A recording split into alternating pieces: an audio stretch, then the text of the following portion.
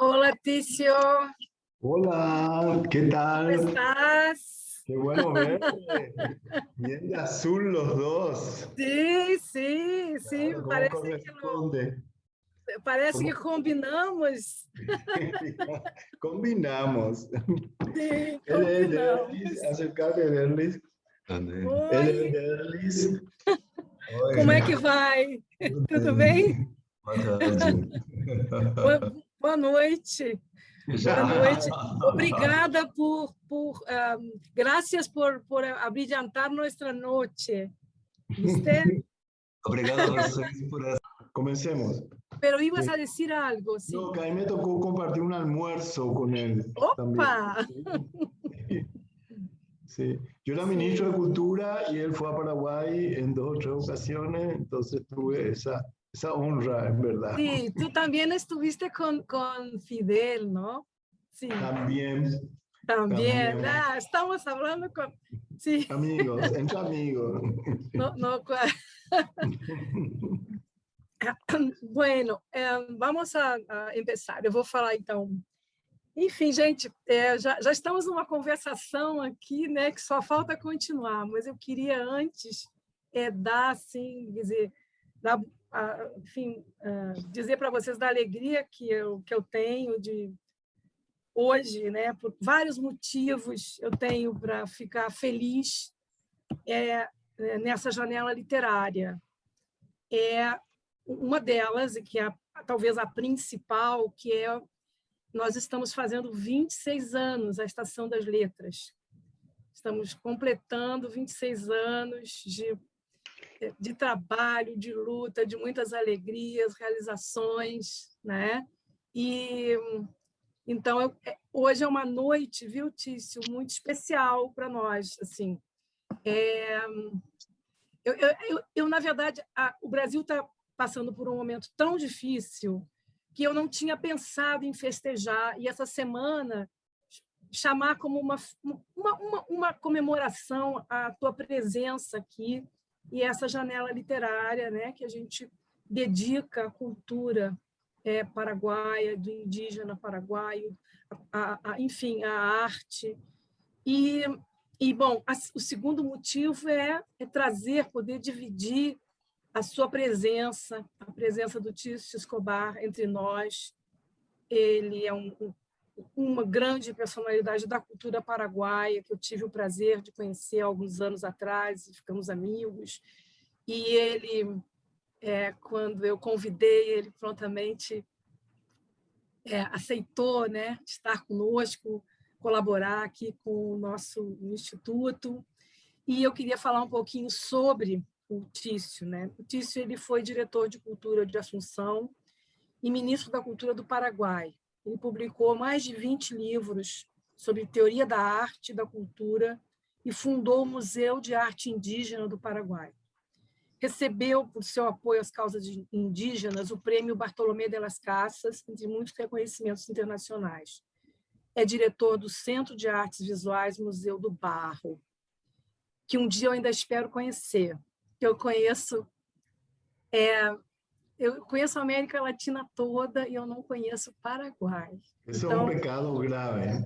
é um Que pecado. Eu puede quero, e aí, remediarse. Que eu puede quero, remediarse. eu quero ver as cataratas do Iguaçu, que eu não conheço. Eu já viajei tanto aí para fora, né? E a América também, mas não conheço o Paraguai. Então, assim, gente, obrigada, Tício. E nós, durante essa noite, também nós vamos ter a presença de um grande ator paraguaio, que é o Derlis Esquivel. Ele vai ler os contos indígenas, que nós vamos dividir aqui na tela para vocês. Como toda janela literária, nós vamos colocar os textos na tela, e ele vai ler esses textos, e depois o Tício vai comentar. E mais adiante, nós vamos ter a oportunidade de conversar com o Tício e também com o Derlis sobre essa noite, sobre esse momento aqui, sobre essa fala. Tício, eu vou passar a palavra para você, que é o que todo mundo está esperando. Obrigada mais uma vez, meu amigo, por estar aqui. Tá. Muchísimas gracias por invitarme y por darme el honor de estar presente en el aniversario de Llaneras Literarias, una ocasión especial que añade así contento a mi contento, ¿no? Y pido disculpas por hablar en español, pero yo le contaba a Susana que en una ocasión yo luego dar muchas aulas en San Pablo y de estar trabajando en la Bienal de San Pablo, en la Bienal de Curitiba, muchas palestras, yo dije, es una falta de respeto no falar portugués. Eu vou falar portuñol. Comencé a dar mi habla en portuñol y un alumno salió y dijo, profesor, por favor, fale en español, nos entendemos mejor. Era tan horrible mi portugués que entonces yo dije, bueno, por respeto al portugués voy a hablar en español, que es una lengua hermana y tenemos el privilegio de entendernos también, ¿no? Español y portugués son lenguas hermanas que se entienden, ¿no? Bien avenidas. A mí me interesó mucho la invitación de Susana, no solo porque nos conocemos de una amistad muy linda, muy especial, sino porque me interesa mucho este proyecto y creo que trabajar la literatura también en sus cruces, en sus lindes, con otras escenas, puede enriquecer a unas y otras. Entonces estuvimos pensando que leer algunos cuentos indígenas de un grupo indígena podría ser una ocasión de traer también otras voces y de traer otras formas de pensar la literatura, porque muchas otras culturas tienen lo literario, o sea, el trabajo de la palabra, también en otras claves, ¿no? En otros registros que se relacionan mucho con sus mundos míticos, sus mundos rituales, están así continuamente como intercambiando, entrando y saliendo de lo que nosotros llamamos literatura en sentido más estricto, y quizás se relacione más con las ideas contemporáneas de arte expandido, ¿no? Artes visuales expandidas, literatura expandida, es decir, ese entrecruce de un ámbito cerrado y cruzar lugares diferentes. Pero por otra parte también pensé, y eso hablé con Susana, que sería interesante dar el contexto de dónde se creó esta literatura, porque no es lo mismo decir, bueno, literatura hecha en San Pablo o en Río de Janeiro o en Asunción o en cualquier otra ciudad o incluso en Europa. Nosotros tenemos una idea más o menos de qué contexto y un contexto que dialoga tanto con Occidente, con nuestras singularidades expresivas y culturales, pero en este caso estas singularidades son muy fuertes, entonces son muy intensas. Entonces a mí me pareció que a usted le podría interesar si hablamos de literatura, en qué sentido estos grupos indígenas hacen, quizás ellos no le llaman literatura, aunque tienen nombres bastante parecidos a los cuentos y a sus narraciones, pero ¿en qué contexto lo hacen? ¿Y quiénes lo hacen? ¿Qué cara tienen? Y a veces es importante siempre comenzar con la cara de quien está hablando, ¿verdad? El lugar de enunciación me parece fundamental y a Susana le gustó esa idea, así que posiblemente hoy salgamos bastante de un programa habitual de ustedes, pero creo que puede ser también interesante eso mismo, ¿no? El pueblo, el Paraguay, tiene 17 grupos indígenas. Eso cuando yo digo impresiona mucho en Europa, pero en Brasil no impresiona nada, porque ustedes tienen como 300, creo, muchísimos más. Pero en un país chico como Paraguay, esa presencia es marcada. Y el Paraguay tiene como fundamental característica que los idiomas oficiales son dos, el español y el guaraní, que es un idioma indígena.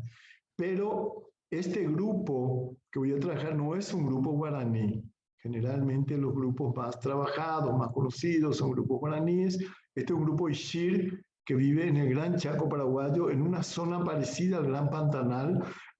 De hecho, hay una división por el río Paraguay con el Pantanal y ellos están cruzando, yendo y viniendo continuamente. Este grupo tiene la característica de mantener viva una tradición muy intensa que se va renovando en contacto con la sociedad nacional y con todas las presiones y con todas las violaciones de sus territorios y de sus culturas, y también con los intercambios culturales que ellos mismos van produciendo. Pero a mí me interesa trabajar acá de ellos una historia.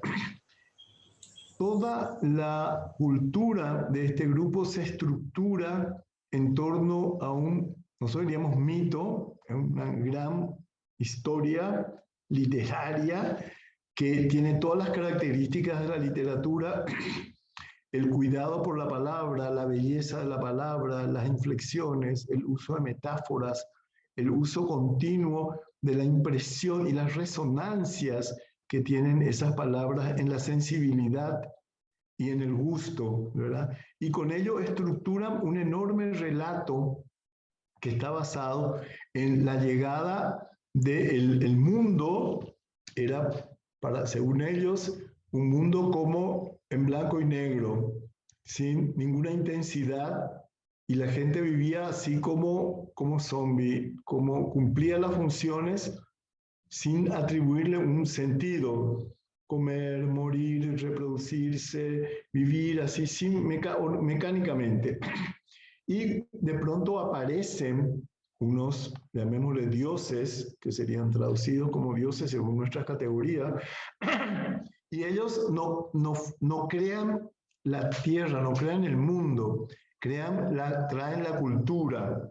Y con eso aparecen los colores, perdón, estoy un poco tomado la garganta, aparecen los colores y aparece el sentido, pero en situaciones de conflicto también con esos dioses, y que obligan a los Ixir a reproducir el mundo de ellos en un ritual continuo. Ese ritual, toda esa historia, tiene muchísimas horas de relato y narración, y dentro de esa cultura hay pequeños cuentos, pequeños relatos que ellos llaman monene, que son relatos no referidos al orden del mundo, pero así como relatos más cotidianos, diríamos, más relacionados con la vida humana, más o menos. Entonces, si ustedes tienen, por favor, pueden ir pasando las imágenes. Vamos a comenzar con eso, ¿no? Esta imagen que ustedes ven es la de un muchacho, Ixir, y comienzo con esta foto porque la gran historia, ese gran relato, se inicia con perdonen la repetición de la palabra, con la iniciación de los chicos, de los niños que se convierten en seres grandes. Tanto hombres como mujeres tienen rituales distintos. Yo me voy a referir al de los varones, porque es el que más yo pude asistir y pude conocer, ¿verdad? Porque la de las mujeres es como más reservado a las mujeres. Y como su propia entrada al mundo de la cultura también está como reservada es totalmente contada literariamente todo el tiempo. E incluso tiene un momento del secreto y un momento de la iniciación que pasa por compartir la palabra. La palabra tiene un valor absolutamente fundamental. La próxima escena, la próxima, por favor. Este chico, no otro chico, pero uno de los chicos vestidos como ritualmente, para cuando terminan el periodo iniciático, que son varios meses apartados, durante toda su vida van aprendiendo, pero en ese tiempo de aislamiento lo que ellos hacen es aprender el gran ritual, la gran historia, que nosotros podríamos decir la gran literatura oral que tiene ese pueblo. Yo escribí un libro tratando de reinterpretar con mis palabras ese intensísimo mundo de ellos. Y ahí, bueno, vamos a seguir, después les cuento eso. Vamos a... Este dibujo de uno de ellos es un dibujo de justamente uno de los iniciandos, de los chicos que están en periodo de iniciación, que está como dirigido, protegido por uno de los dioses que emergió de la tierra o de los cielos, de las aguas, etcétera, y les van enseñando, en el tiempo mítico, les va enseñando el valor de la palabra y la belleza de la palabra, y cómo el mundo se estructura, cómo el mundo se arma a través de nosotros diríamos, de un asomo al sentido. Yo creo que eso es fundamentalmente la literatura, ¿no? Un trabajo de la palabra asomada al abismo del sentido. La próxima, por favor. Este es un cintillo que usan sobre la boca para aprender el valor del silencio. Ritualmente, así como la palabra se recorta siempre sobre el fondo del silencio. Ese es su valor mayor. No existe palabra, si no sería pura palabrería todo el tiempo, si no tiene pausas, si no está pautada por silencio, entonces la pura palabra no tiene bordes, ¿verdad? La próxima.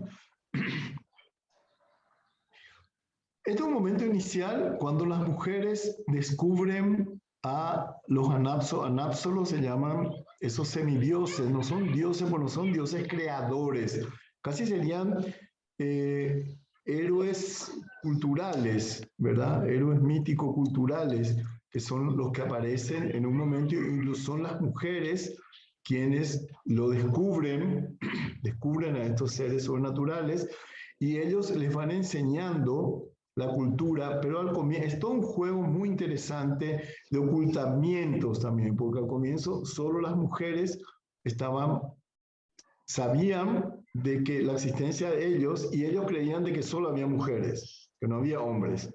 Hasta que al final se descubre la existencia de los varones y comienza una interacción intercultural, digamos, o cultural mismo, porque es el surgimiento de la cultura y el surgimiento de la palabra con sentido, porque antes se balbuceaba, se decían cualquier cosa, pero cuando existían estos protohéroes culturales, comienza a existir el lenguaje y comienza a existir el ordenamiento del mundo, que es dicho a través del lenguaje, que es la cultura, ¿no? La próxima, por favor. Este es uno, ¿qué ocurre? Que en un momento determinado los seres humanos se rebelan contra esos protohéroes que eran excesivamente, se estaban volviendo como unos dictadores, querían mandar sobre la vida de los seres humanos, y ellos cometen el parricidio o el deicidio simbólico cuando y los deciden matarlos. Estos seres eran inmortales, pero tenían un punto de vulnerabilidad que era el tobillo, muy parecido al talón de Aquiles, ¿no? Que era su punto vulnerable, que no podían saber.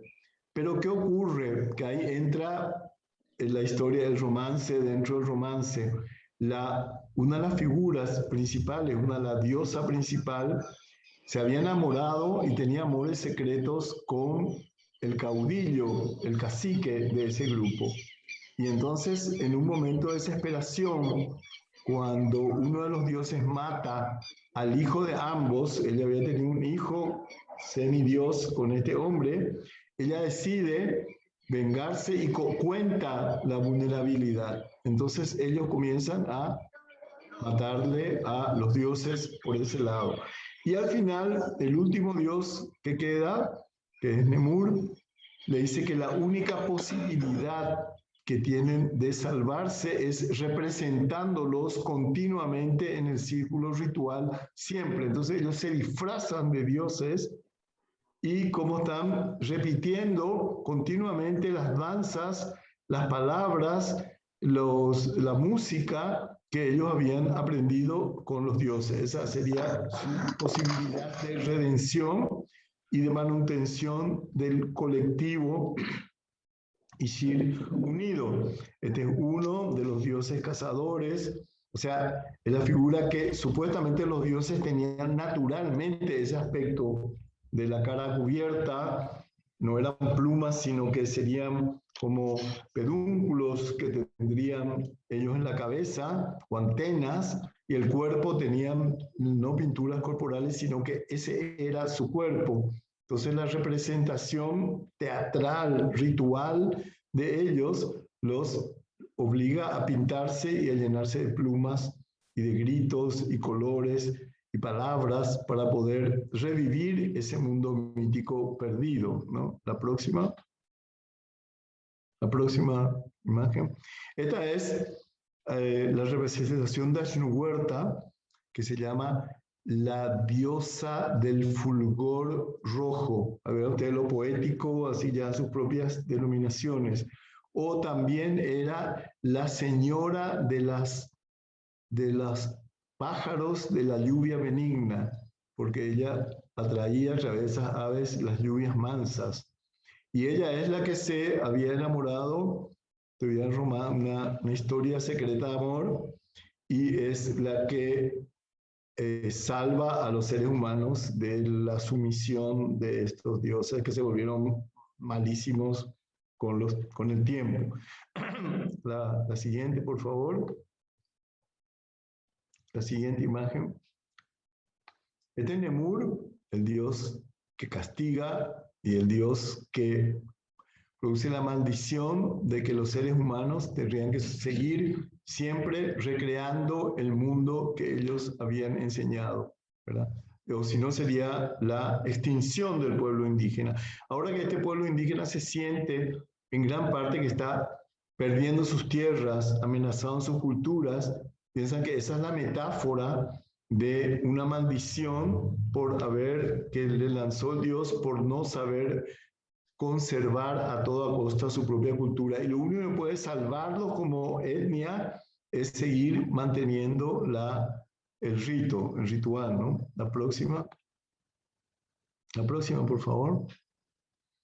Bueno, es la entrada de una de las diosas principales. Son aproximadamente 80 figuras de dioses, vamos a llamar, porque serían dioses Dema en lenguaje antropológico, porque no son dioses creadores. Y ellos, cada uno de los 80 personajes, entra con un séquito de más o menos 20, 30. Claro que son los mismos en el grupo que van tomando distintos personajes, porque si no sería imposible tener tantos actores en una escena pequeña, ¿no? La siguiente, por favor. Yo voy pasando algunas imágenes solamente para que se den la pauta de una idea de lo compleja que es esta ceremonia, que dura 3 meses. Y en el curso de esta ceremonia se van produciendo sucesivas, las próximas, si vamos pasando, por favor, sucesivos acontecimientos que van como marcando el espesor del ritual. Y durante la noche se narran las grandes historias y las historias pequeñas que les va a leer luego Derlis en un ratito. La próxima. La siguiente, podemos ir pasando. La diferencia entre los chamanes y los que representan a los dioses es que los chamanes no usan máscaras, porque el chamán siempre pertenece al orden humano, profundamente. Son los límites de la condición humana. Un chamán sería lo que para nosotros, una mezcla de lo que nosotros sería un sacerdote, un psicoanalista, un artista, un literato, un médico, todo junto en una persona. O sea, tienen un poder inmenso, ¿verdad? Pero siempre referido a la condición humana. No les interesa la vía de los dioses, ¿no? La siguiente. La siguiente, por favor. También este es un chamán. Fíjense la fuerza que tiene como personaje actoral, ¿no? La siguiente también son fotografías de chamanes. Otra. Eso es solamente un vistazo para que vean la complejidad visual de este mundo y decirles que su mundo literario es equivalente a esta densidad visual o a este delirio visual que tienen estos señores y señoras. La siguiente, por favor. Esta es una chamana muy poderosa, una mujer con mucho poder. La siguiente. Para adelante. No, está retrocediendo, para adelante. No, está yendo para atrás. Tiene Não, que é que tá repetindo.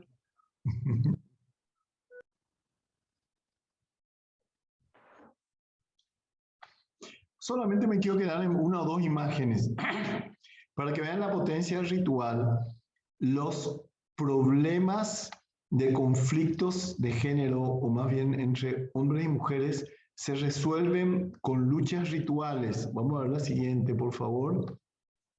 En enfrentamientos reales rituales entre un hombre y una mujer.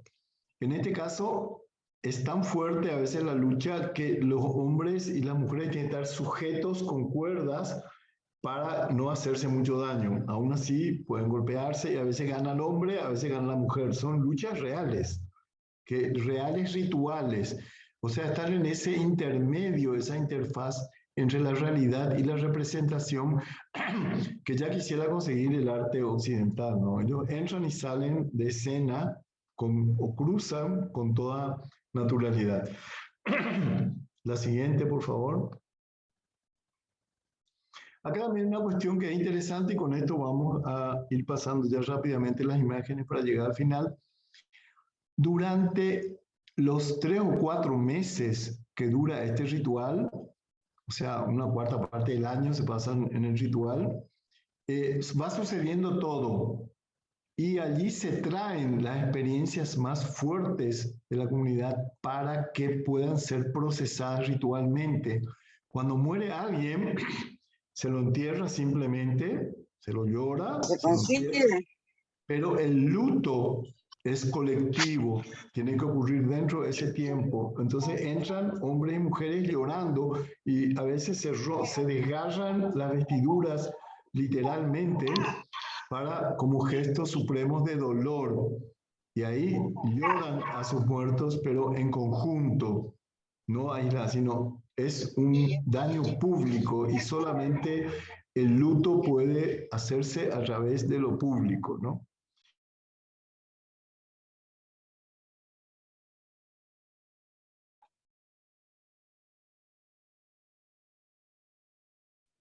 Próximo.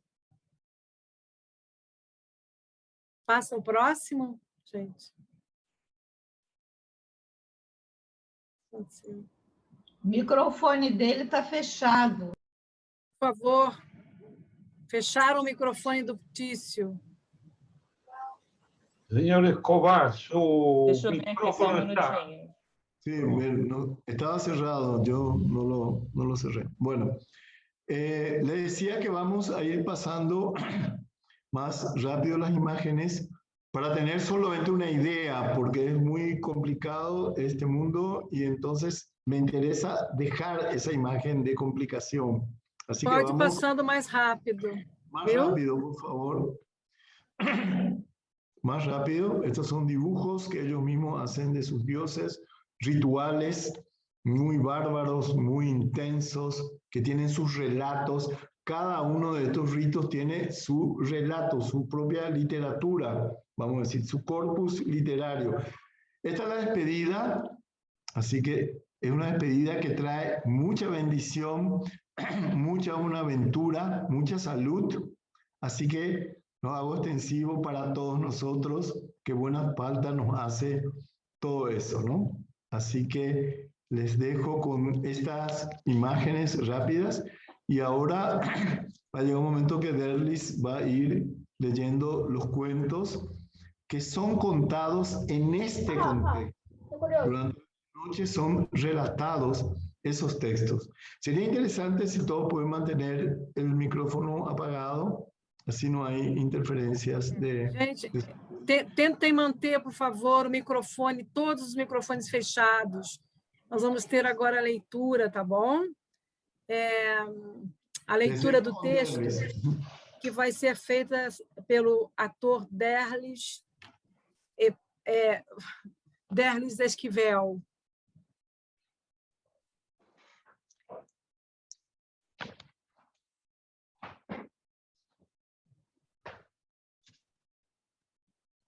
Boa tarde.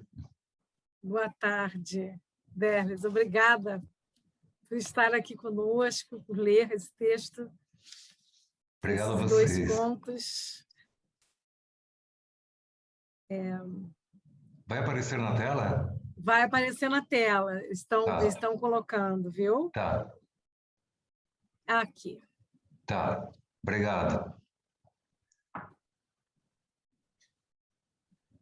Relatos e Shir sobre Luzerna.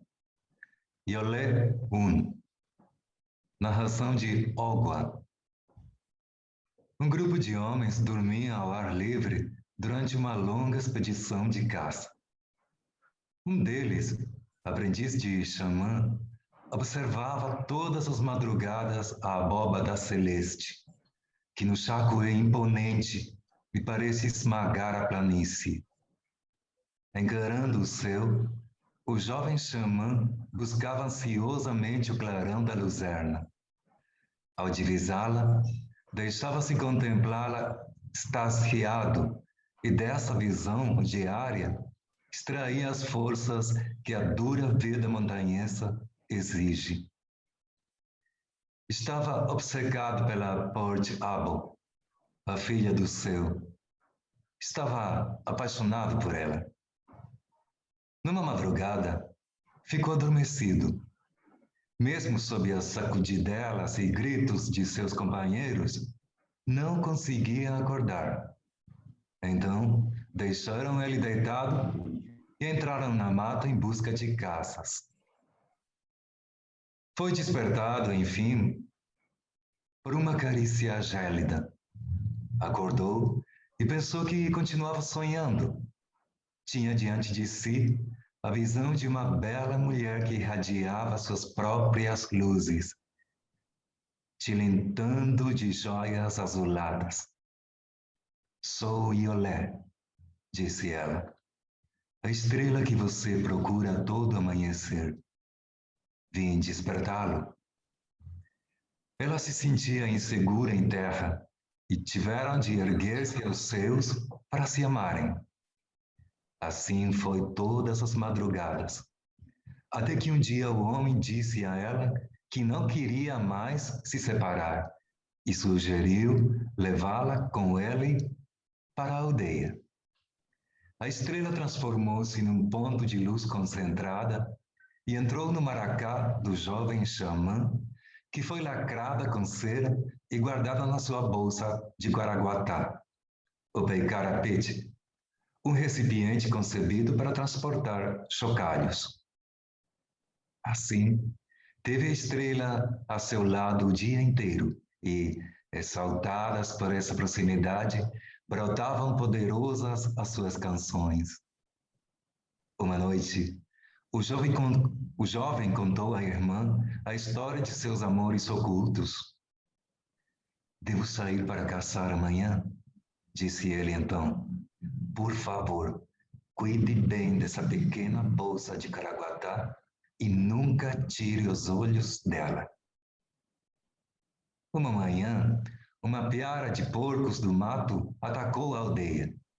As mulheres protegeram trepando em árvores e, no apuro de fazer o mesmo, a irmã do caçador deixou cair ao chão a pequena bolsa, que foi atropelada pelos queixadas.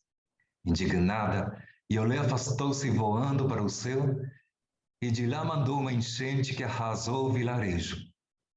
O caçador, ao voltar, deparou-se com a ausência da sua amada e a devastação de sua aldeia. Não teve mais remédio senão continuar olhando a estrela a cada amanhecer. Continua? Continua. Obrigado. Iolê 2, versão de Luciano Martins, traduzida do Ixir por Bruno Barras. Uma mulher ficou fascinada com a beleza de um oicacar, bracelete de plumas de um poderoso xamã. Aproveitando-se de uma distração do xamã, ela invadiu a cabana dele e roubou o adereço. O xamã a interpelou, ela se recusou a devolver a peça subtraída e esse fato gerou um enfrentamento violento que envolveu os parentes dos dois adversários e concluiu com a morte do xamã pelas mãos do irmão da ladra. O fato era muito grave, não só pelo crime em si, mas porque havia afetado um poderoso xamã da categoria astral. Os magistrados da aldeia foram reunidos e, após o julgamento a que haviam sido convocados, o réu foi considerado culpado e condenado à morte. Mas também o assassino era um xamã e não estava de acordo com ser executado. Deu um grande salto e sumiu. Voando para o leste, chegou até um estrato celestial povoado por astros, os filhos, que não o acolheram. Você matou um xamã astral? Disseram-lhe, não podemos hospedá-lo. Tentou melhor sorte, tomando outros rumos. Mas fosse qual fosse o lugar celeste onde chegasse, o planeta, como traduz Bruno as palavras de Luciano, era logo expulso por causa do seu crime. Ele finalmente alcançou as terras da Luzerna, o reino de Iolé, e em suas fronteiras caiu, vencido pela fome e pelo sono. Uma moça de olhos radiantes o encontrou e o conduziu até sua mãe, a própria Iolé, que, compadecida da situação e estado miserável dele, o acolheu em seu espaço de frias luzes azuladas. Cabisbaixo, o xamã confessou seus crimes e foi perdoado. Você já sofreu o suficiente, disse a ele a filha do céu. Fique vivendo conosco até que se recupere e seu erro seja esquecido. Assim foi, bem alimentado por Iolé e suas 3 filhas estrelares, o homem recuperou a saúde e seu aspecto robusto. Passado certo tempo, e apesar das atenções recebidas naquela morada celestial, já se sentiu desejoso de voltar à Terra e reiniciar a rotina de suas tarefas. Iolé lhe disse que esperasse. Olhou para a terra com os seus poderosos olhos de estrela, aquilo que o homem não conseguia ver com os seus olhos de mortal, e observou que a aldeia ainda procurava o fugitivo. Depois de um tempo, esse mesmo fato se repetiu, e assim foi várias vezes.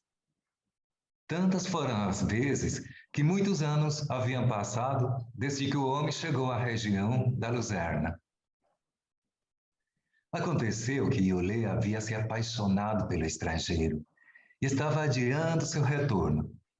O homem, pois o ser humano sempre reconhece sua condição de amado, percebeu essa situação e pediu à Luzerna que lhe concedesse a capacidade de ver através das distâncias. Vulnerável como qualquer ser mortal às demandas de quem se ama, ele acedeu ao pedido, mesmo sabendo que o consentimento não a favoreceria.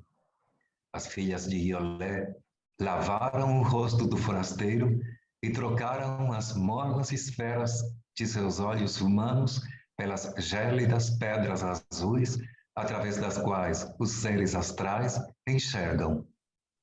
Com muito esforço no início, depois com progressiva segurança, O homem lançou olhares intensos em direção à aldeia, até que nela pôde assistir nitidamente ao transcurso de um dia tranquilo.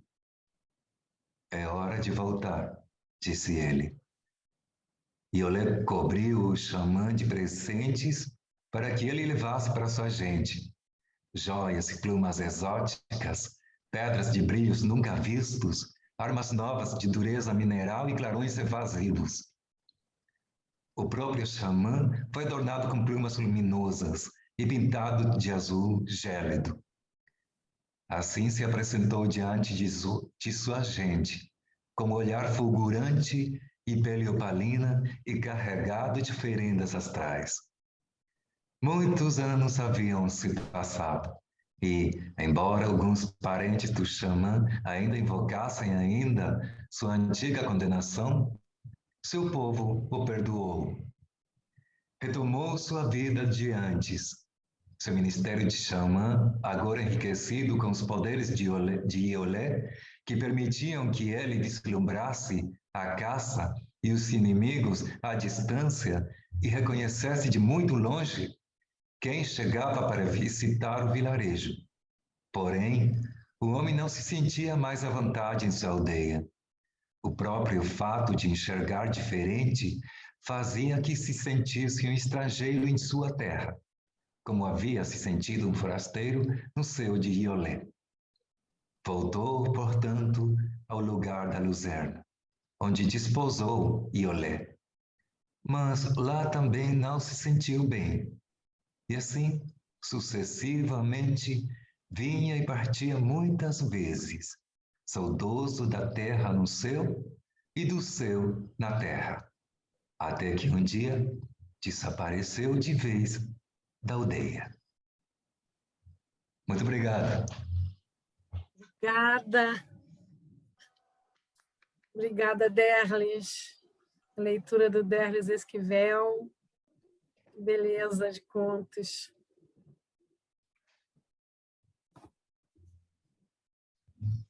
Bueno, este es uno de los cuentos menores del, perdón, agüita, del inmenso corpus literario que tienen los Ishir, que es muy complejo, muy grande.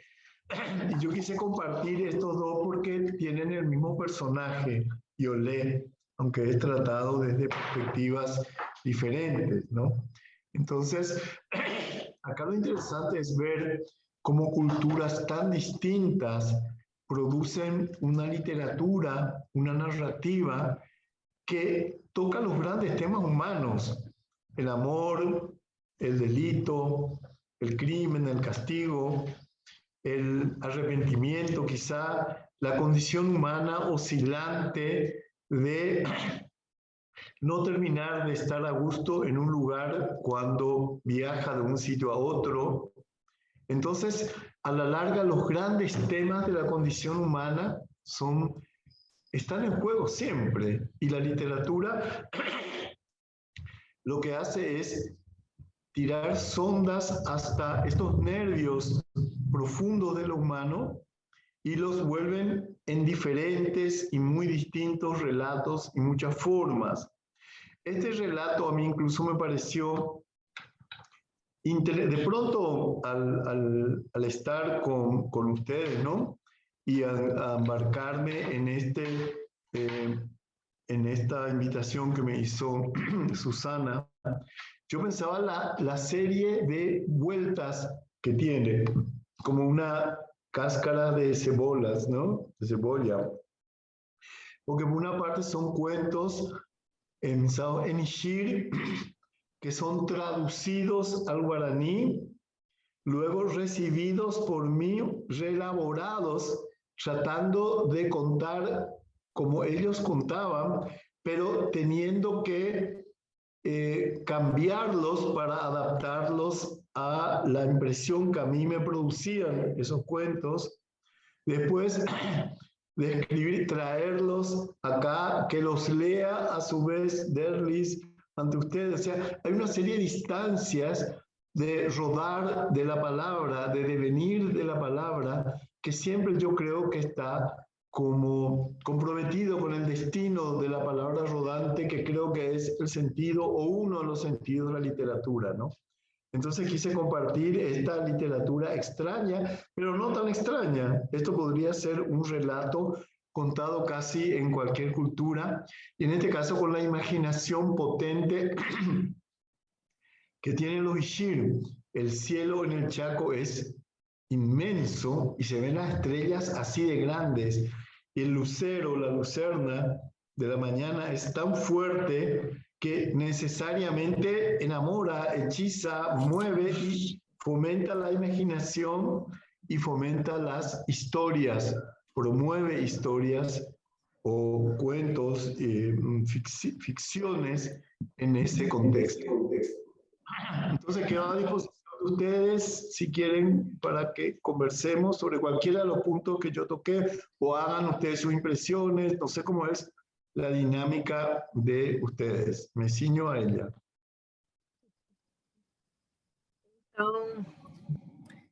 Então, Tício, a gente então vai abrir aqui para uma conversa com você, né? E eu vou começar fazendo uma pergunta, enfim, vou abrir, tá, gente, para todos. Queria dizer a vocês, com um agradecimento, que a tradução desses textos do espanhol para o português foi feita pelo Paco, pelo Francisco Manhães, e que a gente agradece, a quem o IEL agradece muito, tá? Eu queria falar um pouco sobre essa palavra rodante, né? Que essa necessidade de nomear, né? No caso, o ritual precisa do nome, não é? Precisa, como é que eu vou dizer, as etapas de evolução, né? Tem a palavra como digamos, um marco, né? É mesmo dessa forma que isso acontece, essa palavra, como é que isso, como é que nesse contexto, como isso, como é que é expresso isso pelos meninos ou meninas? Bueno, yo creo que... Se eu me fiz entender. ¿Me entendiste, no? Creo. Sí, sí, entendí. Yo creo que la palabra literaria es siempre una palabra rodante, ¿no? No Sí. queda fija en una cosa o en una significación, sino que se va en devenir, se va transformando, va diciendo lo mismo de distintos lugares, va como promoviendo, empujada por la imaginación, por el deseo, por la fantasía.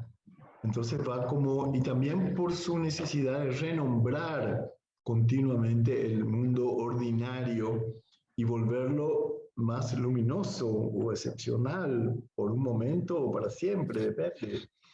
Y eso, como yo creo que estos grupos indígenas tienen la gran ventaja de que son pueblos ágrafos, no tienen escritura. Entonces la palabra va rodando también de persona a persona, el propio cuento se va transformando. Por eso para mí era importante poner en la versión de, porque esa misma historia tiene muchas versiones. No está asentada, sino que, y los niños escuchan y como un ejercicio casi escolar, diríamos nosotros, obviamente es su participación en lo que sería asistir al teatro, al cine, ver televisión, que allí no hay ninguna de esas situaciones, al menos cine y televisión, porque en cierto sentido el ritual es una teatralización también. Y como esa palabra se va repitiendo, se va enriqueciendo en algunas versiones, a lo mejor se empobrece en otras, pero condensa el destino de la literatura, ¿no?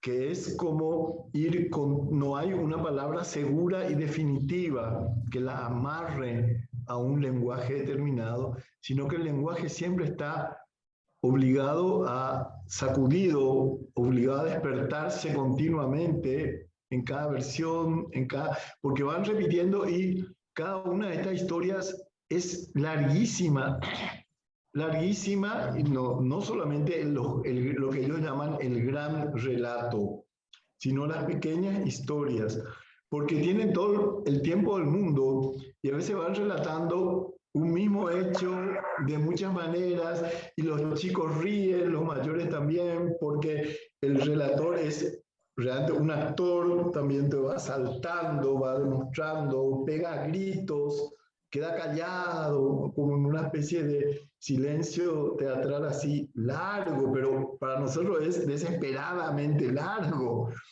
porque dura muchísimo tiempo y de pronto grita y comienza de nuevo la misma historia, entonces para nosotros es desesperante, pues otro tiempo, pero también la historia va madurando en su apelación a la sensibilidad y la percepción de un modo propio, diferente. Yo no digo que sea mejor a la literatura que se hace en Occidente, tampoco es peor, por cierto, simplemente es diferente. Y pienso que esos devenires, pienso que los grandes literatos son aquellos que precisamente logran desplazar las palabras de sus lugares establecidos y lo hacen resonar en escenas distintas, ¿verdad? Y yo creo que los niños tienen, desde chicos ya se dan, a lo mejor nadie les enseña, les dice eso, pero la experiencia de escuchar una historia acá contada por su abuelo y el año siguiente de nuevo contado por otra persona que es totalmente diferente, pero igualmente muy, muy hermoso, ¿no? Igualmente, o a lo mejor mucho más corto, o a lo mejor lo dicen, no, así no es la historia, pero ellos nunca dicen, no, esto está mal, esa no es la historia, porque es una historia viva que se va reiterando en muchos momentos y depende también no solamente de quién, cómo la sabe contar, sino también cómo las actúa, digamos nosotros como un monólogo teatral, ¿verdad? Y a veces intervienen otros y se convierte casi ya en un pequeño teatro, ¿verdad? O sea que es siempre un estado como de palabra, como diría Bauman, líquida, ¿no? No tiene una forma así que las aprisione. Yo estoy seguro, yo el gran mito de ellos escuché más o menos 20, 30 versiones. Y estoy seguro, eso hace mucho tiempo cuando yo escribí ese libro, que por cierto me gustaría mucho que lo tengas, pero pasado estoy seguro que ahora vuelven a contarme la historia y otra vez va a ser diferente.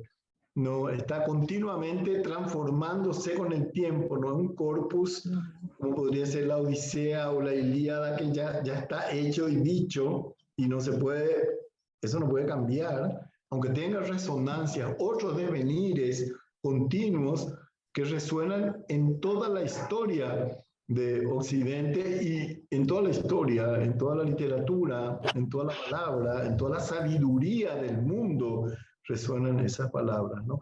Pero parten de un corpus ya quieto, en cambio acá están siempre cambiando. Maravilha. Temos uma pergunta, acho que é o Alberto Mejia. Está aí? Tá. Alberto Mejia queria fazer uma pergunta, por favor.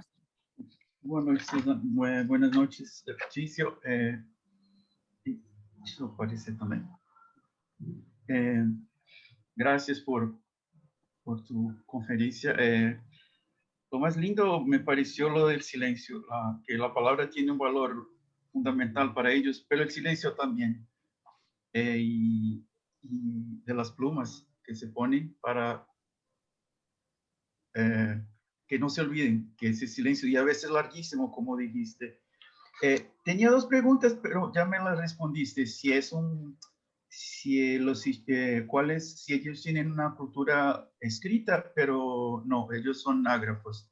Me la respondiste. Y si hablan, y si la lengua de ellos es el guaraní, también me la respondiste. Entonces tengo otra pregunta más general sobre por qué el guaraní es la segunda lengua del Paraguay. Y si es enseñada a los hablantes, a los niños hablantes de español, la lengua guaraní. Mi pregunta es ¿cómo es el convivio entre esas dos lenguas en Paraguay? Es muy curioso. Interesante, sí. Un país que tiene dos muy, muy bonitos también. Quería saber un poco sobre eso. La verdad que el guaraní no es la segunda lengua, sino la primera, Ah, ¿verdad? Oficialmente tiene el mismo rango, oficialmente, constitucionalmente son las lenguas oficiales del Paraguay, pero de hecho, el 80% de la población del Paraguay habla guaraní, y cuando digo habla, estoy diciendo, no es que sabe hablar, sino que habla, se comunica en guaraní, ¿verdad?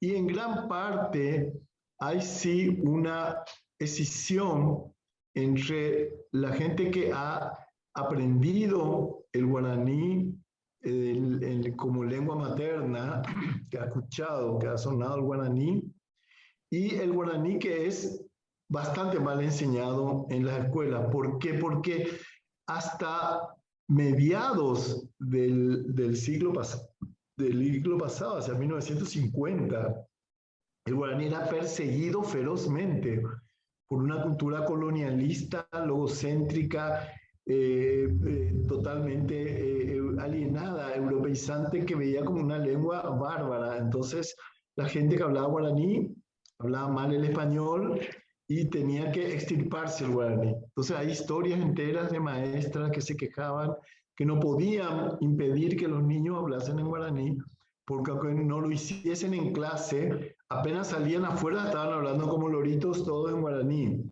solamente, y la propia maestra de pronto hablaba en guaraní. Sucede que las personas que no tuvimos el privilegio de aprender en lengua materna, la enseñanza no es un guaraní fluido perfecto, ¿verdad? Aunque todo el mundo se entiende, ¿verdad? Pero ¿qué pasa? Que la inmensa mayoría tiene una extracción de un guaraní, su propia extracción social y cultural hace que el guaraní le suene como su lengua y se siente, y como el guaraní es muy emotivo, muy expresivo. Entonces, por ejemplo, en una discusión, la gente del parlamento de pronto se ponen a discutir, y cuando se pone muy caliente la cosa ya hablan en guaraní. Y muchas veces se da que la gente está hablando en español y salta una palabra en guaraní y ya se cambia de dial y se sigue hablando en guaraní. Perfectamente, se sigue hablando guaraní y después se cambia. Entonces, a veces uno no se da cuenta. La gente que habla, que es muy bien guaraní y que esa es su lengua, o su primera lengua, no se da cuenta, o comienza a hablar en español y termina hablando guaraní.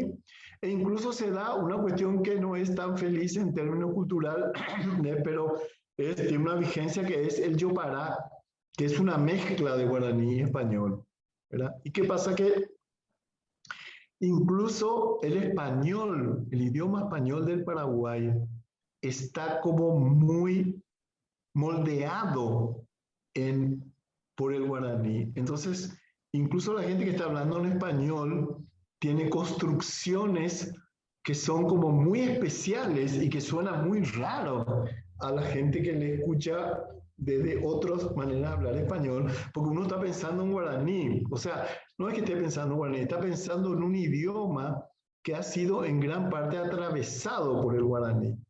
Y ustedes saben, bueno, no, a ustedes no les voy a llegar a decir, porque es la especialidad de ustedes, que el lenguaje constituye una cosmovisión, una concepción del mundo, una lógica también. Y esa lógica hace que uno esté usando una serie de palabras en español, pero eso corresponde a una manera, a una sintaxis guaraní, que acá la gente se entiende perfectamente, pero cuesta a veces para la persona, un extranjero que no es, o un no paraguayo, ¿verdad? Comprender eso. Cuando yo mando mis textos a corregir, detectan enseguida una serie de paraguayismos que tienen que corregir, porque afuera no se entendería o sonaría muy extraño, ¿verdad? Entonces son como lógicas distintas, ¿verdad? Que tienen que ver con etimologías diferentes. Por ejemplo, la palabra, si una madre llama a su hijo, hija, mi hijo es Shemembü. En cambio, si un padre dice mi hijo es Sheraü, porque Membü tiene que ver con una connotación matricial. En cambio, Raü tiene que ver con una referencia seminal, de semilla. Entonces, son diferentes ya de entrada. Uno no puede, un hombre no puede decir Shemembü, porque sonaría, no pertenece al código, ¿no? Porque es como diría fruto de mi vientre, más o menos, un hombre. Así hablando, usando una metáfora bíblica, ¿verdad? Entonces, no suena raro, no dice, pero no es por un prejuicio de género o algo así, es que su propia mentalidad ya está estructurada de una manera tal que se filtra el orden y el significado de las palabras, ¿no? Muito obrigado. Alguém mais deseja perguntar? A Sabrina, quer perguntar diretamente, Sabrina? Aqui é microfone aberto, tá? Para quem quer perguntar, por favor.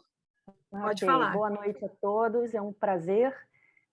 Eu sou metade carioca, metade paraguaia, então, com muito prazer, eu estou escutando essa exposição.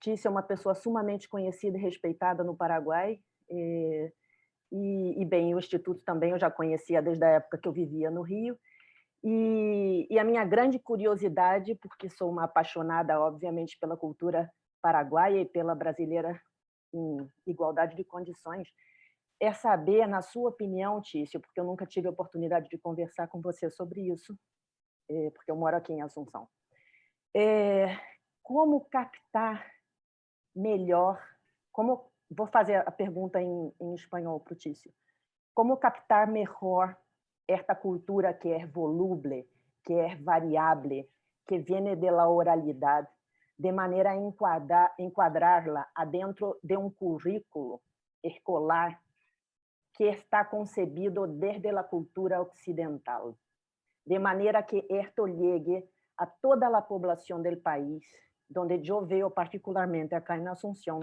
que há uma grande falência, onde não se ensina o guarani como se deveria e não se respeita em las escolas de la capital, principalmente em las privadas, la riqueza de um idioma que é o fiel reflejo del coração de este país.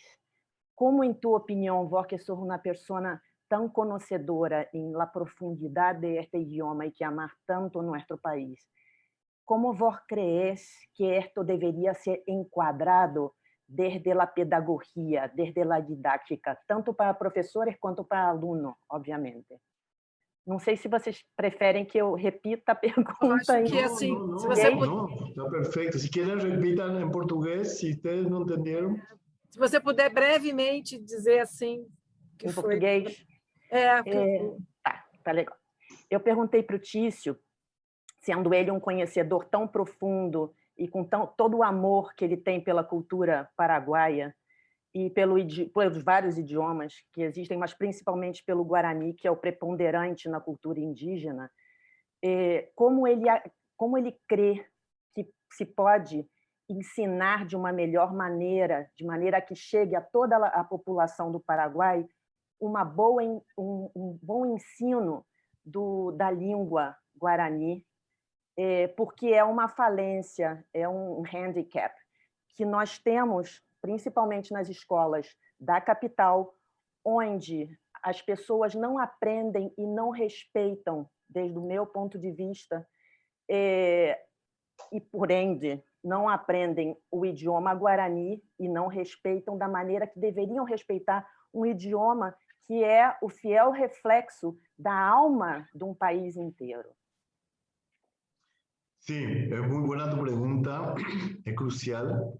Yo creo que lo mejor que tiene el Paraguay es el guaraní, ¿verdad? Lo mejor, lo más singular, lo más propio, no solamente por una cuestión exótica o el único país que tiene esa característica, sino porque eso le da una fuerza muy intensa, ¿no?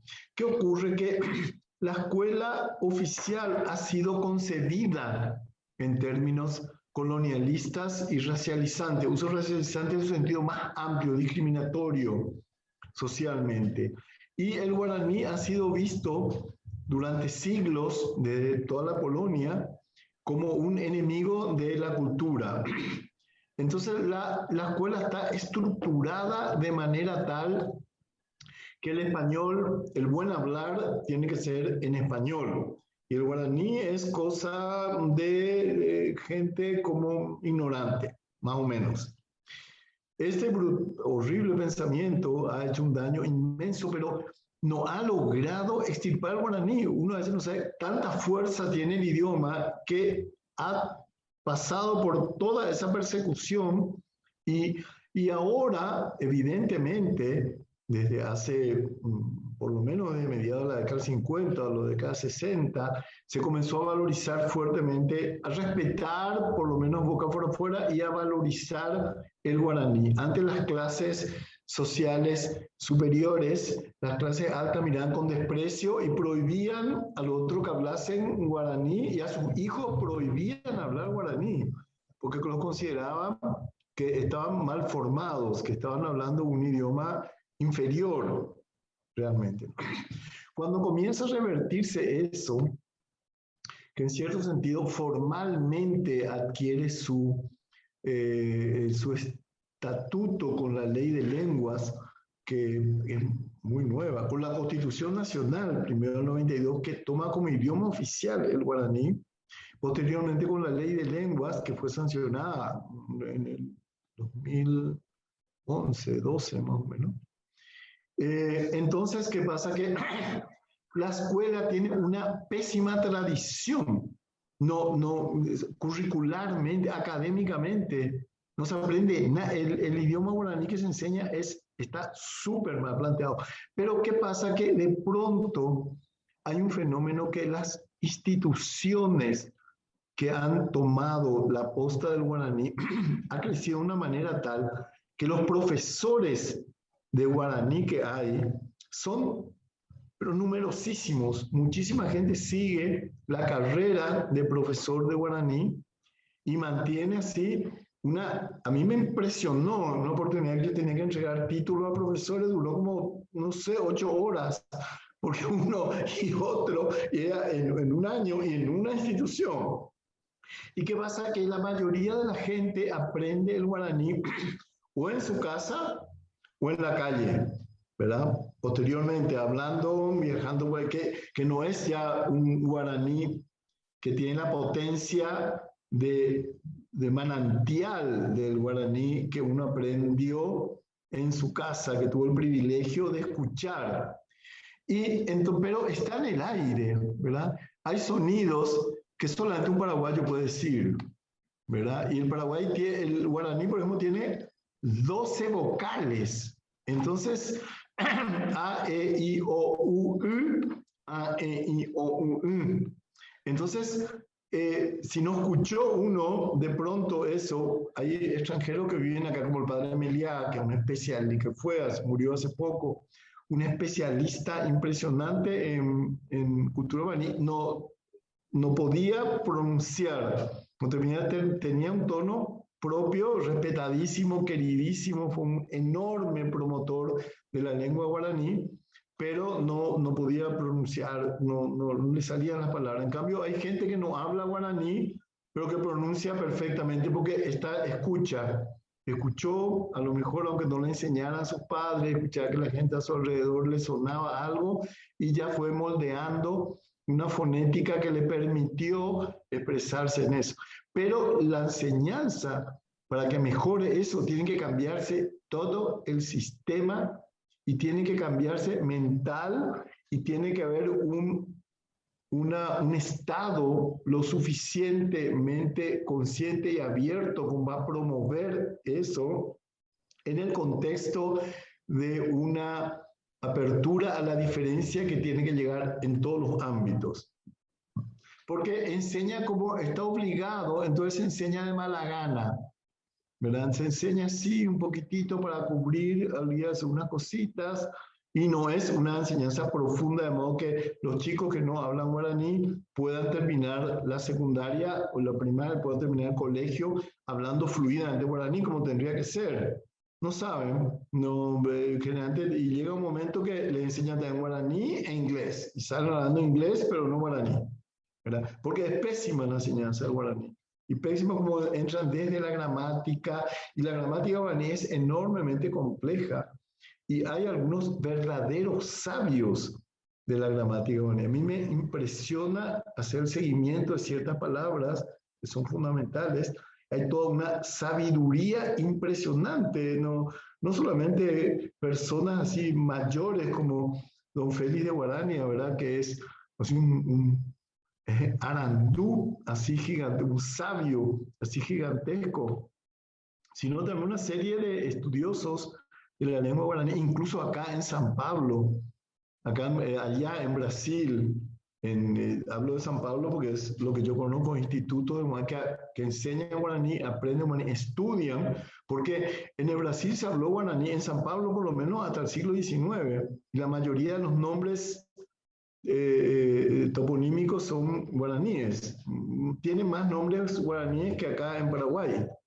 Y en el Brasil hay más indígenas paraguayos que en Paraguay. Claro, por la inmensa proporción relativa de las poblaciones, y aparte, muchas veces no todos, obviamente, los que hablan guaraní no son indígenas, aunque somos descendientes de indígenas en casi todos los paraguayos, ¿verdad? Tenemos sangre guaraní y creo que eso nos salva muchas veces de ser peor de lo que muchos son.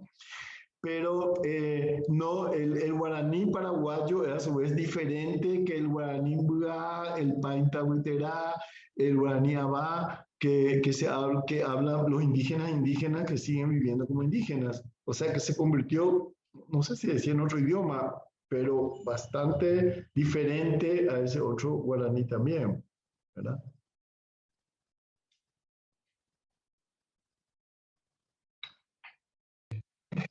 ¿Puedo hablar?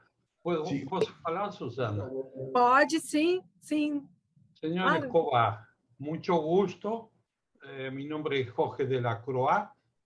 Soy argentino, pero vivo aquí hace 56 años. Entonces, ¿a usted no le parece que hay una falta de estructura del país para tener buenos profesores y que los alumnos sientan orgullo de su idioma nacional? Esta es una comparación, digamos, un poco enloquecida mía, pero usted ve que los países escandinavos, como Noruega, Dinamarca y Suecia, los niños son alfabetizados tanto en su lengua original como en inglés, porque como la lengua de ellos es muy limitada, son países que, ¿quién va a hablar noruegués por ahí? O dinamarqués o sueco. O, vamos a decir, guaraní, es muy limitado. Nosotros los argentinos, en general, tenemos una idea, Cuñataí, Añamembuí, aquí de las músicas que son muy agradables, perdón. Entonces, si hubiese una estructura, una firmeza y un orgullo de su idioma original, yo creo que lo peor es la falta de estructura, tal vez de profesores, no es una imposición, porque el idioma, vamos a decir mundialmente conocido, es el español. Y las oportunidades en guaraní serían muy limitadas. Se quiserem, eu posso falar em português o que eu falei resumidamente.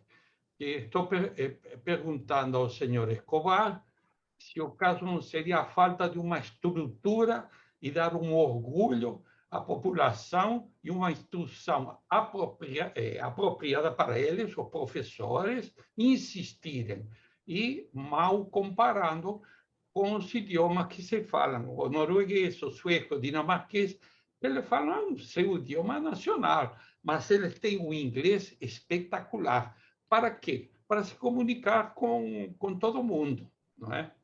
Então, a pergunta era essa, se não será que há uma falta de professores, de instituições que deem atenção e que levante esse orgulho nacional que todos nós deveríamos ter. Eu tenho orgulho de ser brasileiro, mas eu também não posso negar que eu nasci na Argentina. Mas eu tenho que não posso falar portunhol, como dicen en portugués, o no puedo hablar portuñol. Yo hablo español, a pesar de estar más del doble de tiempo aquí en Brasil, pero tengo que integrarme donde estoy. La pregunta es esa, la falta de estructura y del orgullo de la gente de hablar el idioma de ellos. Bueno, muchas gracias por su pregunta. Sí, por una parte hay una falta de estructura. El Estado paraguayo tiene un hándicap fuerte en estructura institucional, ¿verdad? Y evidentemente, pero no es solamente un problema de estructura, sino un problema ideológico, ¿verdad? Como es, por una parte, es un problema clasista también, que en un momento el guaraní y las clases dominantes, oligárquicas, evidentemente han visto guaraní como una amenaza, pero paradójicamente esas clases no podrían tener acceso al poder sin hablar guaraní. Ningún presidente va a ser votado si no habla guaraní, y un estanciero explotador no puede manejar a sus peones o a su gente si no habla guaraní, o un empresario a su gente. O sea que es muy ambiguo. Y por otra parte, se ha afirmado enormemente ese orgullo guaraní que usted habla, ha aflorado, a lo mejor estaba como latente o como clandestino en un momento de persecuciones, y obviamente la cultura hegemónica es aquella que hace que sus pautas y sus valores y sean universalizados. Entonces la cultura hegemónica de origen así dominante ha como imbuido de que el guaraní es un idioma así inferior. Pero ¿qué pasa? Que a pesar de eso, el hecho de la continuidad del guaraní ha tenido, aunque sea a veces subterráneamente, de pronto ha emergido con una forma que el Estado y la gente se reconoce el gran valor, y hay como un reconocimiento y como un estímulo muy grande del guaraní en los últimos años. Pero eso no se traduce en el hecho de que la enseñanza tenga suficiente importancia. Y yo creo que en parte es porque el 80% habla guaraní, y que el guaraní se va aprendiendo así, de alguna manera. Y eso me hace pensar que, por ejemplo, el guaraní ya fue como gramaticado desde sus inicios casi, ¿verdad? El primer diccionario que existe en lengua española es en 1634, y el primer diccionario en guaraní ya en 1640 y pico. O sea, enseguida ya vino, se fue, el guaraní era ágrafo, se convirtió en lengua escrita, pero ya tiene siglos de haberse convertido en lengua escrita. Pero sin embargo, como no es suficientemente escolarizado, la gente al escribir no utiliza los signos propios del guaraní, sino que lo escribe como si estuviera escribiendo en español. Entonces hay especialistas, gente que habla muy bien, correctamente guaraní, pero no sabe escribir en guaraní. O sea, ¿por qué? Porque faltó esa instancia escolarizada. Ahora, como le decía, hay una enorme cuadrillas, ejércitos de profesores en guaraní, y que están como asociaciones guaraníes, y forma de decir, el gobierno ya tiene un ministerio de políticas lingüísticas, en las cuales justamente a mí me tocó trabajar en la ley de lenguas, y ya me encontré en una situación interesante, porque hablaba de que el guaraní era excesivamente privilegiado en relación a las otras lenguas, y las otras 17 lenguas también tienen que tener un estatuto y que el guaraní no se convierte, y en ciertos lugares del Chaco, el guaraní se convierte en idioma dominante porque los patrones o los señores o la iglesia te habla en guaraní y los distintas etnias tienen que aprender a hablar el guaraní y se da como una escalera el tema de la hegemonía, ¿no? Y entonces algunos grupos indígenas no guaraníes se resisten a hablar guaraní porque ven un signo de dominación en el guaraní. Es muy complejo el tema. Pero yo estoy de acuerdo con usted, hacen falta instancias estructurales. La estructura del Estado paraguayo es como, tiene muchas fallas. Yo creo que en este momento hay un déficit de Estado feroz con este gobierno al menos, ¿verdad? Es decir, no hay como un Estado capaz de garantizar una esfera pública suficientemente consistente, ¿no? Así que creo que es eso, ¿no? Muchas gracias. Gracias. Y yo tengo un ídolo en el Paraguay que es Augusto Bastos, El trueno entre las hojas. Esto lo leí cuando era muy joven, pero me quedó impactado, ¿no? De la literatura paraguaya que no es muy divulgado, ¿no? Es una pena. Es una la Argentina hizo una película también sobre el libro con de Isabel Bastos. Sarli. Con Isabel Sarli. Sí, pero Armando, usted se acuerda de Isabel Sarli, que ella era un espectáculo, ¿no? Sí, no, ella estuvo en Paraguay, estuvo varias veces, yo la conocí bastante porque ella siempre se sintió muy ligada a Paraguay, después de esa película sobre todo, y bueno, hay muchas leyendas e historias detrás de esa película, ¿no? Años 60. Te quiero hacer una pregunta. ¿Cuándo estuviste al frente del Ministerio de la Cultura, ya, qué políticas desarrollaste, trataste de desarrollar ahí para la cultura guaraní? Nosotros comenzamos a desarrollar cursos de guaraní para todos los funcionarios públicos, ¿no? Porque trabajamos justamente con la Secretaría de Políticas Lingüísticas, que vino después, el INDI, que es el Instituto del Indígena, y la Secretaría el Ministerio realmente es de Recursos Humanos. Entonces, para que el funcionariado exista una como obligación de hablar guaraní. ¿Por qué? Porque el funcionario público atiende a gente que viene de todo el país. Y hay mucha gente del interior del Paraguay que no habla español. Entonces están obligados los funcionarios públicos a hablar guaraní. Pero eso enseguida cambió de gobierno y se dejó así de lado. Después del golpe de Estado, ya vino otra gente, ya no se dio como importancia. Y bajo mi trabajo se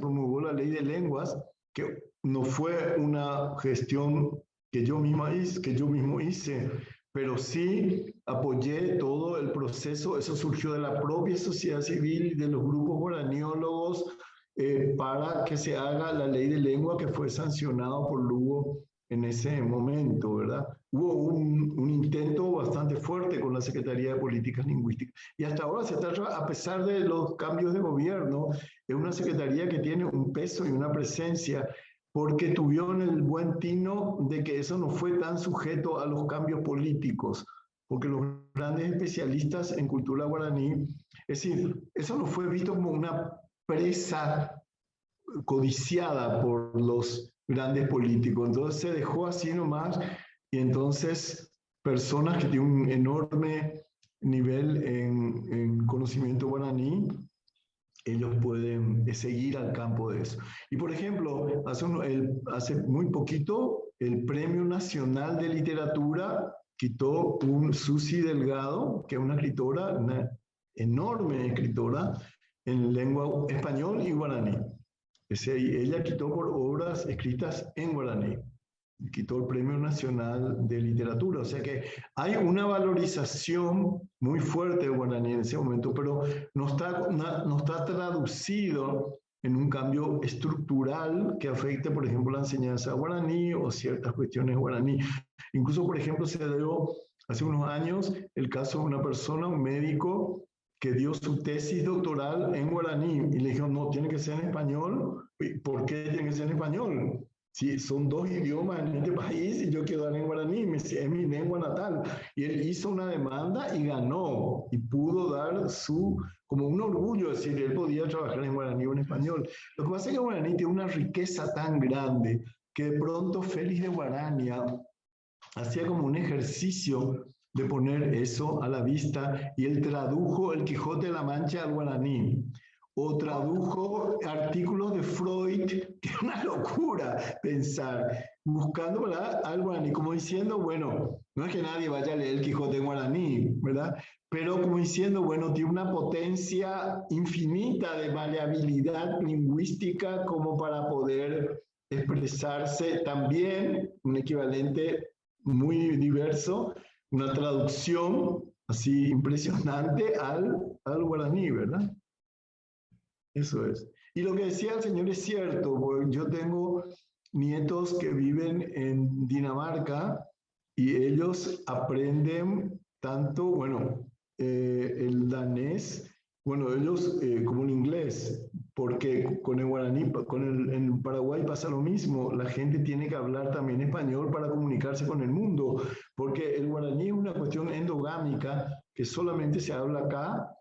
En el norte argentino, en Corrientes, se habla un poco guaraní, pero un país como aislado en su lengua. Y es interesantísimo que se hable muy bien en guaraní, pero que también se hable en español. Lo ideal sería que los paraguayos todos hablemos español, guaraní, inglés para comunicarnos bien con el resto del mundo, ¿verdad? Porque solamente en guaraní es un problema. Aparte, las instrucciones llegan en español, los manuales llegan en español, las leyes, aunque se traducen al guaraní, todo el tratado del Mercosur fue traducido al guaraní y fue traducido en el Brasil. Ellos nos pasaron después, ellos hicieron una traducción, que fue todo un trabajo de todo el tratado de Mercosur, está en español, portugués y guaraní, que es un idioma del Mercosur. El guaraní es un idioma del Mercosur, uno de los idiomas del Mercosur, ¿verdad? Entonces, también, bueno, eso pueden entenderse en Brasil o Argentina, que hay especialistas en Paraguay, pero mucho más lejos no, ¿verdad? Tiene que aprenderse también el idioma español. Una cuestión pragmática, ¿verdad?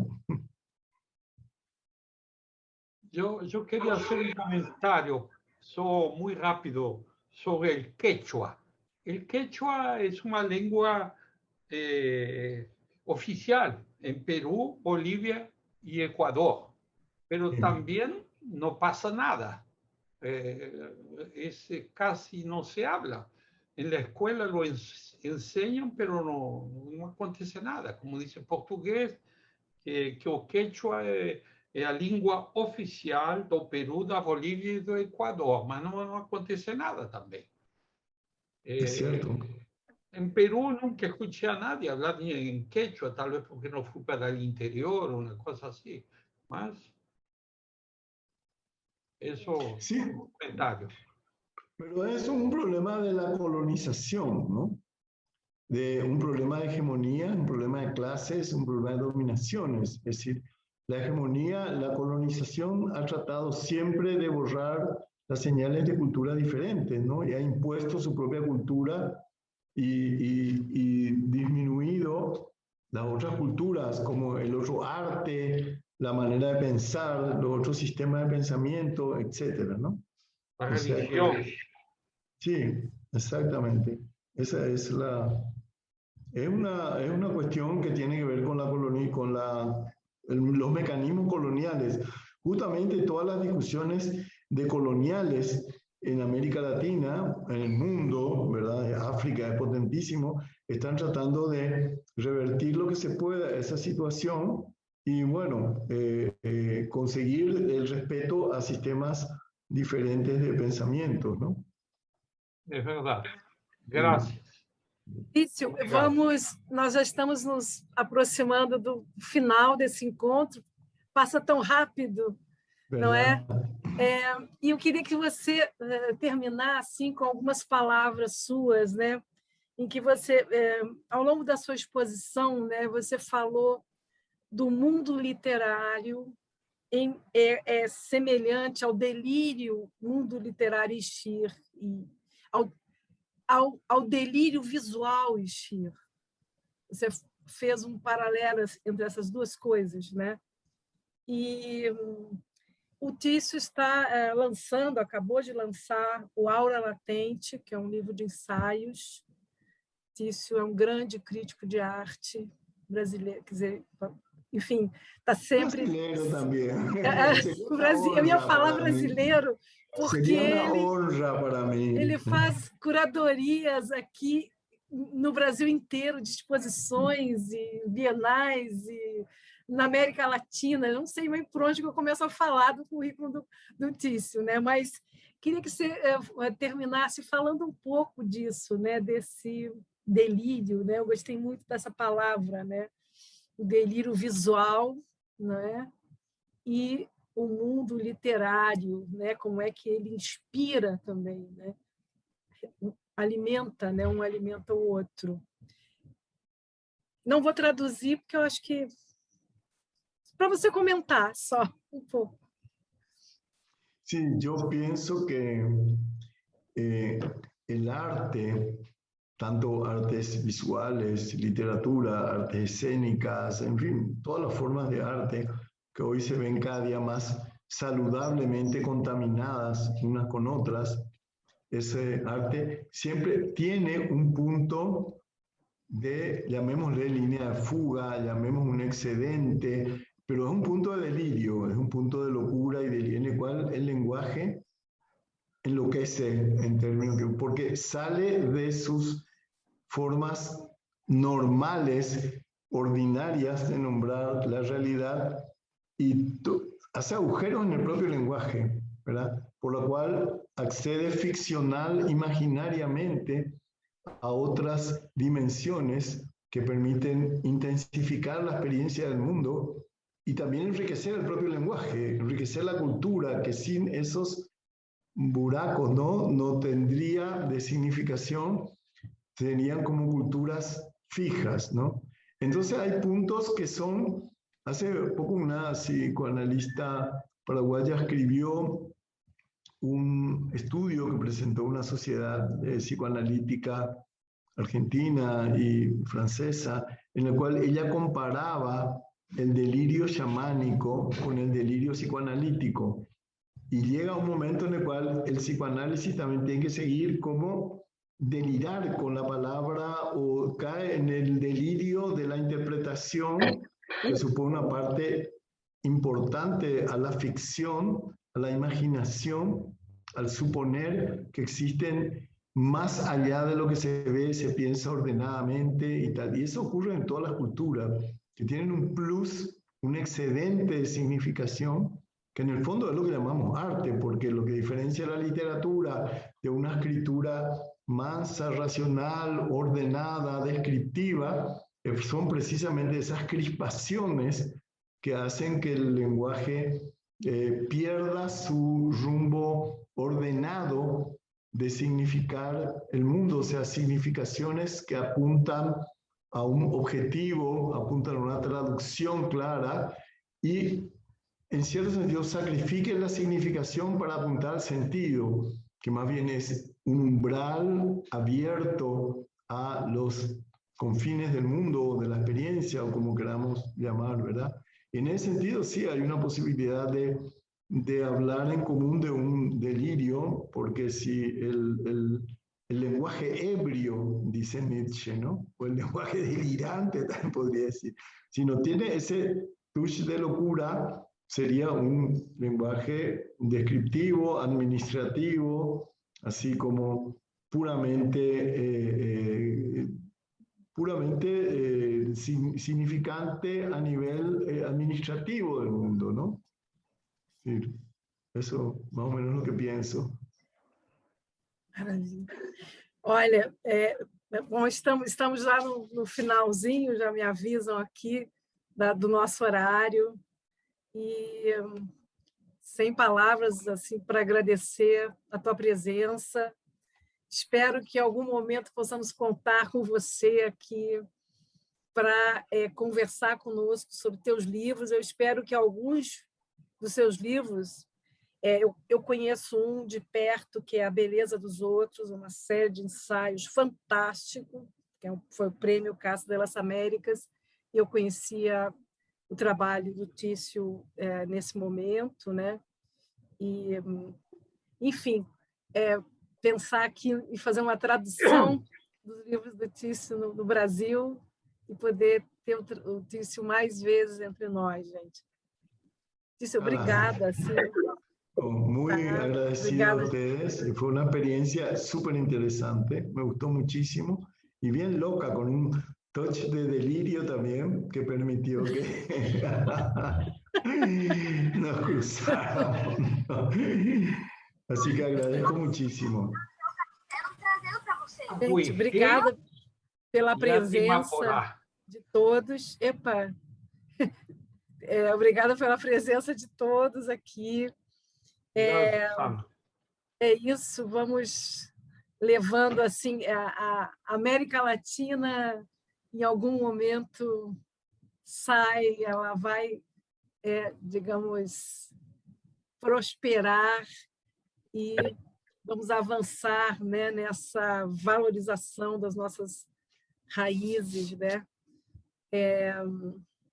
É isso, lindo. Obrigada ao Derlis Esquivel, obrigada ao Paco, que fez a tradução, e a todos vocês pela presença nesse momento aqui de 26 anos. Estamos ainda novinhos, garotinhos ainda. Eu olho desde a minha idade, né? Eu fico vendo, acho que a estação ainda está novinha. Faz tempo, mas ela está novinha. Muchas gracias a vos, muchas gracias a Paco, muchas gracias a Derlis, muchas gracias a ustedes por estar presentes y la atención, el interés y las preguntas interesantísimas que surgieron, ¿no? Isso aí, obrigada. Como se dice en guaraní, ¿no es agüillé o atimaporá? Agüillé es gracias, agüillé. Sí. ¿Y atimaporá? ¿Cómo? Atimaporá. Porá es bello y bueno al mismo tiempo. Atimaporá son expresiones que trabajan lo bueno y lo bello, como el tecoporá, que es un estar bien, ¿verdad? Y que no solamente, no es un bueno en un sentido de virtud cristiana, sino un bueno en el sentido de cabal, de una cosa cumplida, ¿no? Pero también de belleza. Se supone que es bello aquello que se acerca al cumplimiento de algo, ¿no? Gracias. Entonces, son deseos de bienestar. Entonces, agüillé. Agüillé, sí, agüillé. Muchas gracias. Agüillé Bené. Gracias a ustedes. Muchas gracias. Felicidades. Igualmente. En español o en guaraní o en portugués. Felicidades. Muchas gracias. Igualmente a ustedes. Muchas gracias. A gente pode abrir o microfone agora de todo mundo, né? Para a gente bater palma. Legal. Muito bom. Vamos lá, né, gente? Abrir o microfone. Obrigada pelo encontro. Parabéns, Ziel. Parabéns, Suzana. Obrigado, Ana. Oyele Internacional. Isso. Parabéns. Ela trouxe, bateu um bolão. Eu não, quem sou eu? Só queria me mostrar um pouquinho de alguma coisinha pequenininha eu sabia, porque nós gostamos, os argentinos em geral gostam muito do Paraguai, da música, da literatura, e o Roa Bastos me impactou quando eu li, quando era um rapaz, e o filme do Armando Boa, acho que era no final dos anos 50, anos 60, e também pela Isabel Sarr, que o senhor Escobar mencionou, que era um mulherão na época, não é? Mulherão. Pela sí. Croix. Eu falei com o Roa, uma vez eu convidei o Roa Bastos para vir ao Brasil num evento em homenagem ao Borges. Falei com ele aceitou. E uns meses depois ele ficou doente e aí ele não pôde vir. Mas eu cheguei a falar com ele por telefone, viu? Eu acho que ele morreu em 2005. Roa Bastos el prólogo del libro La belleza de los otros. Él escribió é dele. prólogo, sí. Olha só, tá? A beleza dos outros. Paco, um livro para você traduzir, viu? Cierto. Já estou arrumando. El mundo de los otros. A beleza dos outros. Você consegue pela internet, eu acho, né? Não, mas eu, consegue, desculpe, aí todo mundo vai ficar com raiva de mim, mas eu leio no espanhol original, porque eu não os tradutores me desculpem, mas eu só leio no original. Se é espanhol, se for guarani, estou ferrado, mas eu leio no original. Sendo argentino. É muito bom. É muito bom. A gente tem tão pouca informação dos nossos vizinhos da América Latina que um evento desse tem uma importância fundamental. Suzana, parabéns por nos acessar esse conhecimento do Tício, que tão generosamente compartilhou com a gente muitas realidades latino-americanas que não chegam aqui nem pela imprensa, nem de outros jeitos. É uma pena. Foi ótimo.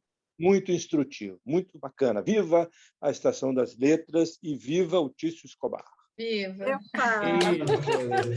E seja a primeira de muitas outras reuniões onde estejam expostas outras culturas, né? Para que a gente conhecer e ficar conhecendo e poder debater. Sim, a gente vai... Deixa só, a gente ainda vai fazer alguma coisa assim com ele, tá? E você será comunicada, Sabrina. Tá? Obrigada. Multiplicar o conhecimento e a cultura para a amizade entre países. Ele vem falar sobre aura latente, especificamente. Un gran gusto, señor de la Cruz. Un gran gusto. Felicidades, felicidades siempre. Igualmente, muchas gracias. Aprovecho los momentos de felicidad que a veces en esta época terrible que estamos pasando son muy chiquitos, pero esto para mí fue un momento de felicidad. Por eso que es una isla de felicidad que dura poco, pero me ayuda mucho en este momento. Muchísimas gracias. Me pone muy feliz eso.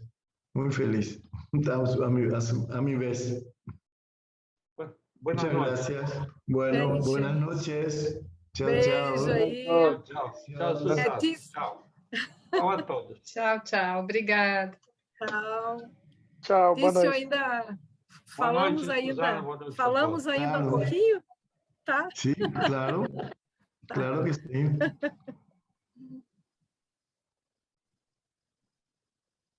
Pode falar em Guarani. Hable alguma coisa. Hable alguma pessoal coisa. Não estava aqui sempre termina as pessoas não querem sair, as pessoas vão ficando, viu, Tício? Se pudesse, a gente ia até a noite toda aqui com ele. Sí, me encantaría. El tema, yo a las 7 tengo otra reunión. Tem outro? Sí. Pero acá es una hora menos, así que... Díganos alguma coisa em Guarani, por favor. Díganos. Entendebe, Tecopurá, Aguillé. Es una lengua muy, muy linda para escuchar. Es una lengua muy... Aguillé. La palabra esa Cunhataí es muy linda.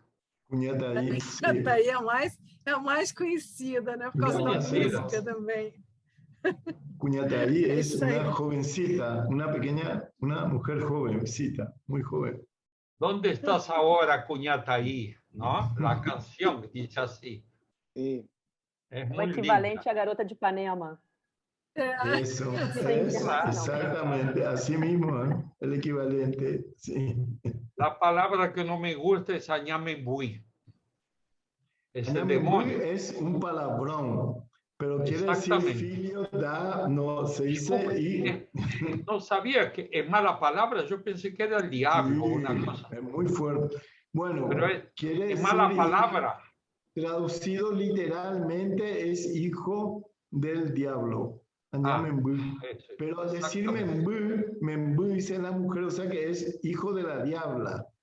O sea que es una palabra, a su vez tiene se cargó de ese machismo que tienen que a la mujer, hijo de puta, hijo de la diabla, hijo de la chingada, hijo de, ¿por qué tiene que ser? Y eso surgió antes de la colonia y es una mala palabra, ¿no? Si a uno le dice añamembú, es como si uno dijera hijo de tal por cual, pero muchísimo más fuerte. Pues el guaraní potencia mucho la expresión. Yo tengo un desvío de la personalidad que en varios idiomas sé las malas palabras, no sé por qué. Por Mucha ejemplo, en gente. Italia, si le dice a una persona figlio de un cane, chao, es peor que hijo de... Y bueno, y es lo mismo que decir añamembú. Ah, Es más sí, o menos, sí, sí. sí. O sea que Ah, cuídese. Sí. ¿Cómo? No, yo no dije nada, no. Yo ahora ya me callo, ya me mostré más de lo que debería. Está muy bien. Está muy A que bien. horas é o teu compromisso? Você tem uma outra live, Ahora, né? a las En 7 15 tengo uno, o minutos. sea, en 10 minutos En 10 comienzo. minutos? Então, Entonces, Así que me despido ya porque estoy en el límite total. tá, sí. isso aí, vai isso aí, querido. Tá bom. Mucho gusto, mucho gusto. Muchas Felicidades. gracias. Repito. Muchas gracias. Muy Gracias. Beijo bueno. em Muy todos. bueno.